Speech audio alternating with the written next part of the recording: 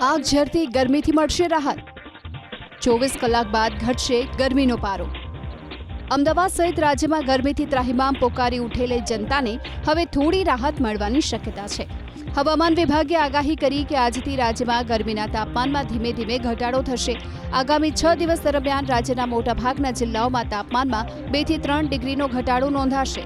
હાલ રાજ્યમાં હીટવેવના કારણે કોઈ એલર્ટ પણ જાહેર નથી કરાયું.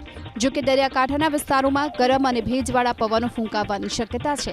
ચાલુ વર્ષે હીટવેવ, એન્ટી સાયક્લોનિક સર્ક્યુલેશન અને વારંવાર સક્રિય થયેલા વેસ્ટર્ન ડિસ્ટર્બન્સના કારણે અમદાવાદમાં ગરમીએ મે મહિનામાં જ છેલ્લા 5 વર્ષનો રેકોર્ડ તોડી નાખ્યો.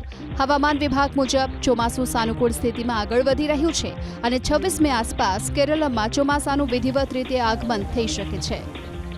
अभी मानसून का जो स्थिति है अभी दक्षिण पश्चिम अरब सागर से कुछ और हिस्सों, कमरिन क्षेत्र से कुछ हिस्सों, दक्षिण पश्चिम और दक्षिण पूर्वी बंगाल की खाड़ी के कुछ और हिस्सों और अंडमान सागर से अधिकांश हिस्सों, पूर्वी अंडमान और निकोबार द्वीप समूह और पूर्व मध्य बंगाल की खाड़ी के कुछ हिस्सों से आगे बढ़ गया है और अगले आने वाला दिनों में भी कंडीशंस फेवरेबल आगे बढ़ने का स्थिति बनी हुई है.